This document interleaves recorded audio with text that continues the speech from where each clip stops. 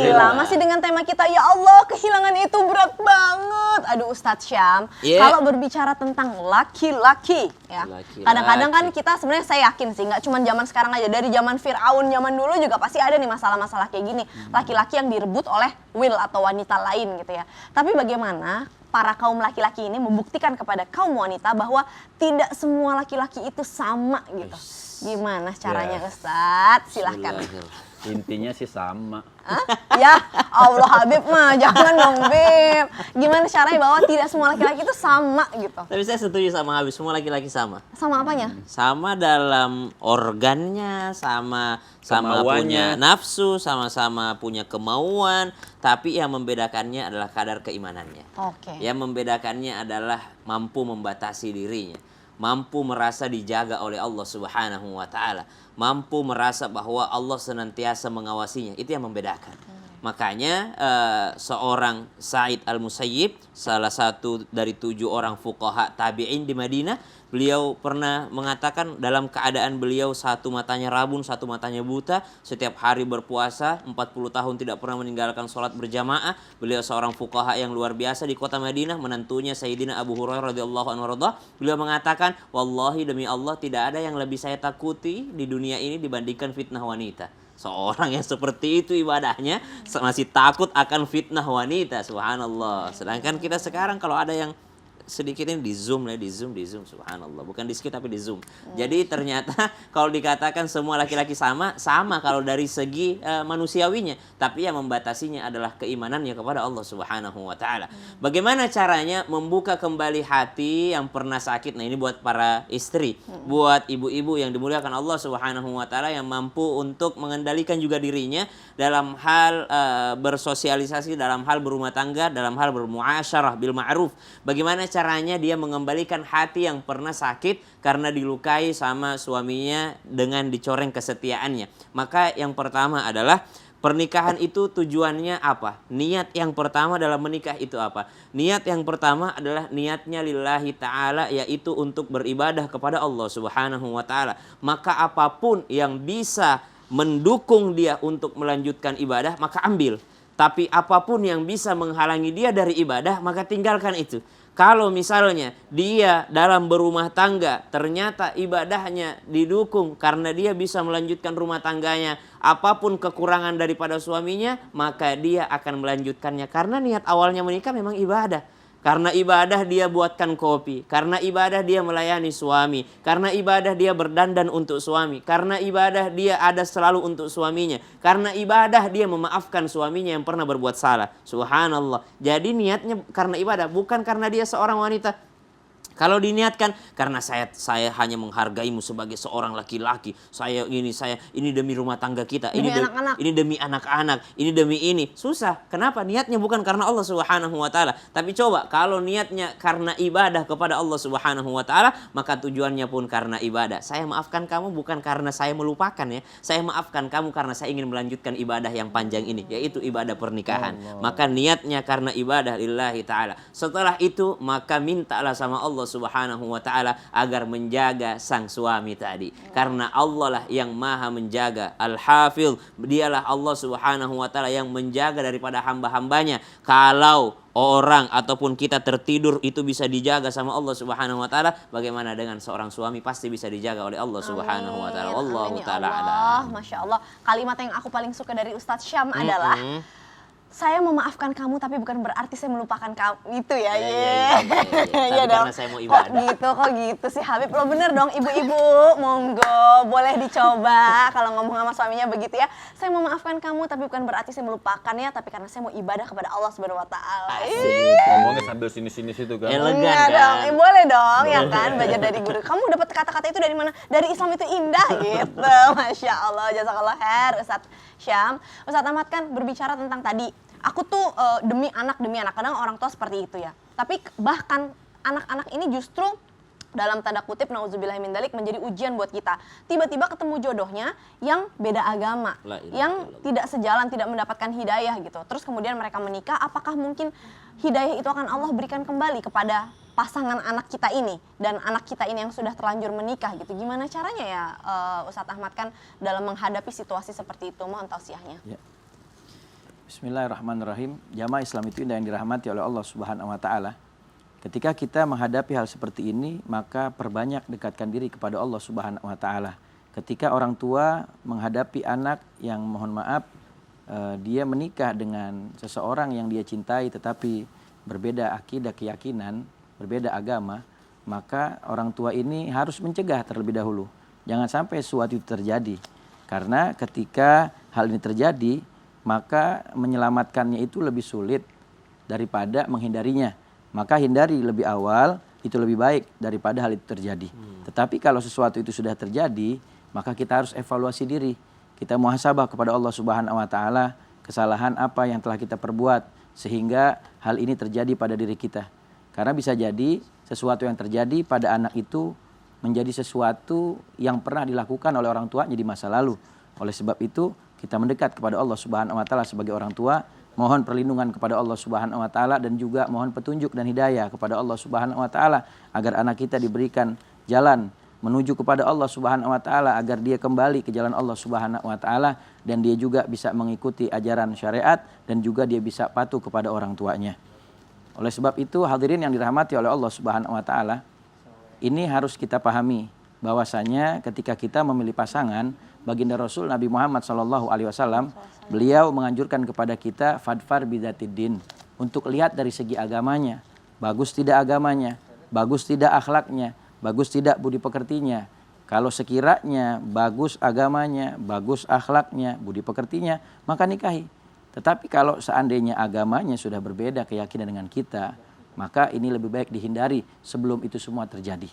Lalu kemudian ketika posisi anak kita telah mendapat petunjuk hidayah dari Allah Subhanahu wa taala, lalu dia meyakini bahwa apa yang dia lakukan itu adalah suatu kesalahan dan dia kembali kepada Allah Subhanahu wa taala dan memperbaiki kesalahan tersebut, bagaimana caranya agar membangkitkan keimanannya kepada Allah Subhanahu wa taala?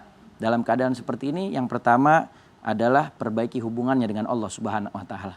Karena yang namanya hidayah dari Allah Subhanahu wa taala itu tidak ditunggu tetapi harus kita jemput dengan kita memperbaiki hubungan kita dengan Allah Subhanahu wa taala.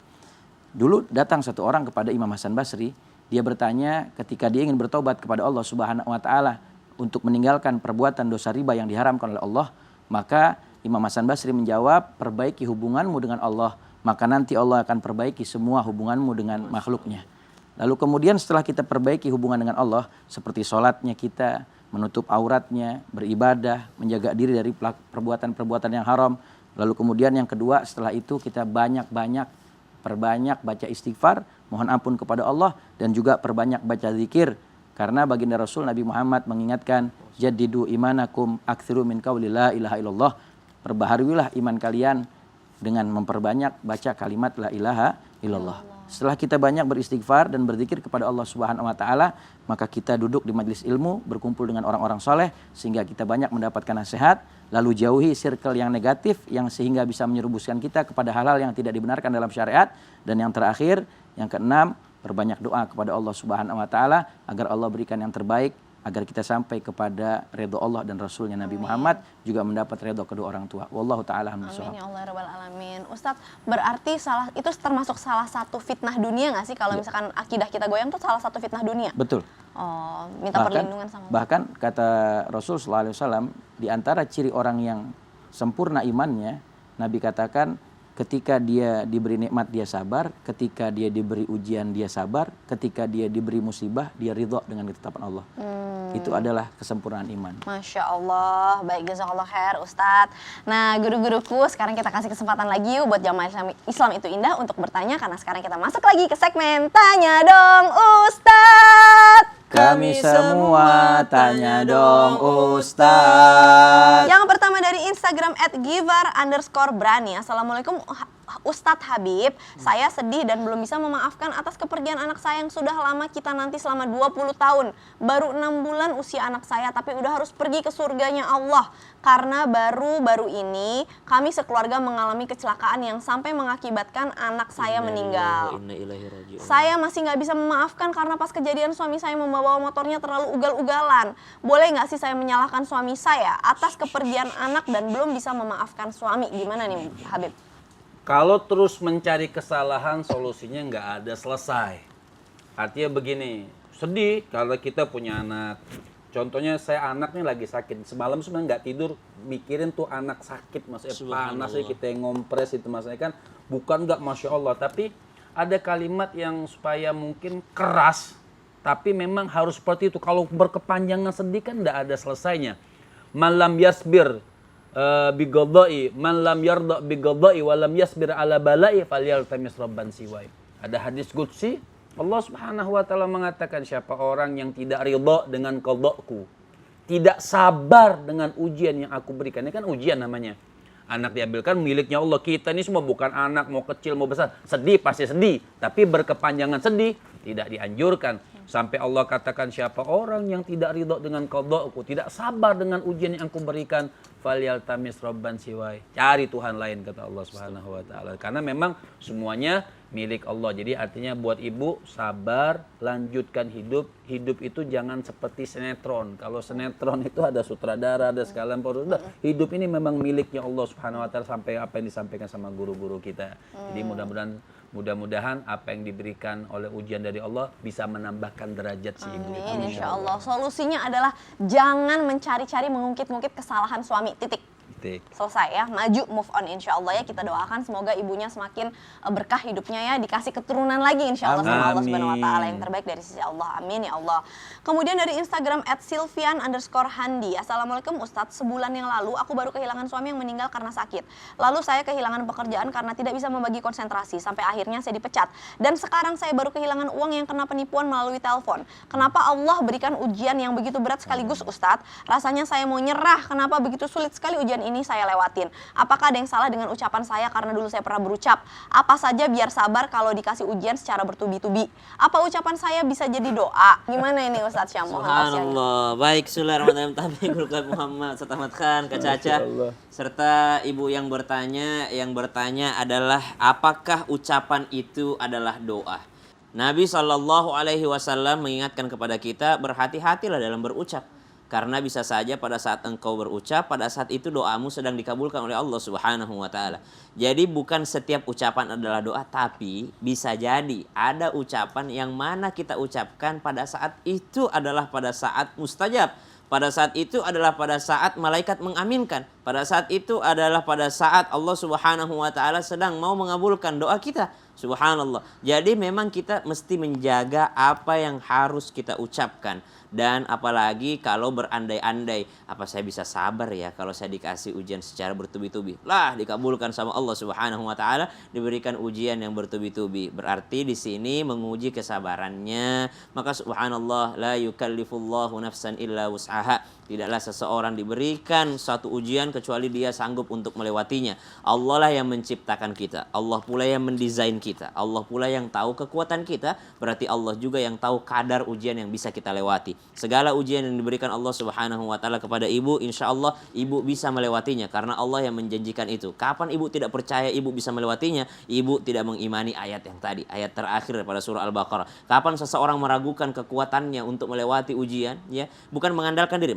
tidak boleh, tapi dia mengetahui kekuatannya karena Allah Subhanahu wa taala yang menjanjikan ujian tidak akan pernah di luar daripada kesanggupan manusia, maka pada saat itu juga dia meragukan firman Allah Subhanahu wa taala. Hati-hati, ini sudah menyangkut daripada keimanan. Maka berimanlah bahwasanya kita pasti bisa melewati ujian karena Allah tidak pernah memberikan ujian di luar batas kemampuan daripada hamba-hambanya. Kemudian yang kedua dikatakan bagaimana agar saya bisa kuat. Subhanallah, saya pernah ngobrol juga dengan seorang teman dekat.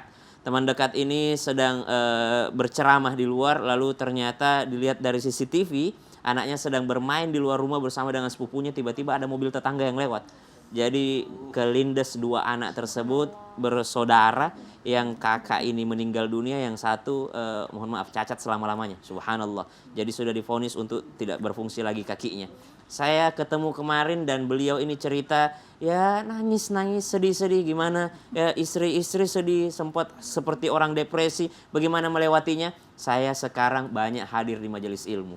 Dia katakan, saya sekarang banyak hadir di pengajian-pengajian. Itulah yang mengobati luka saya. Ternyata betul itu. Majelis ilmu betul-betul menyembuhkan hati yang luka. Coba deh, hadir majelis ilmu yang benar-benar rutin ibu baca kitab, ibu dengarkan ilmu yang berkesinambungan, ibu hadir majelis ilmu yang benar-benar membahas daripada ilmu sholat. Ternyata saya di dunia ini kerdil sekali. Banyak ternyata urusan yang mesti saya pikirin. Otak saya ini mesti diisi dengan sesuatu yang lebih rame lagi, lebih banyak lagi. Ilmu tentang sholat, ilmu tentang zakat, ilmu tentang puasa, ilmu tentang akhlaknya baginda Nabi SAW. Dengan cara seperti itu, al ulama warasatul anbiya, innamal ulama warasatul. Sungguh Nabi itu, pewaris Nabi itu adalah ulama. Jadi kalau pengen ketemu Nabi, ketemulah dengan para ulama. Pengen dapat warisannya Nabi, ketemulah dengan warisannya Nabi, yaitu ulama, yaitu ilmu. Ketika kita sudah dekat dengan Nabi SAW, insya Allah dengan cara itu Allah menyembuhkan luka kita sedikit demi sedikit. Wallahu ta'ala alam. Amin amin ya Allah rabbal alamin.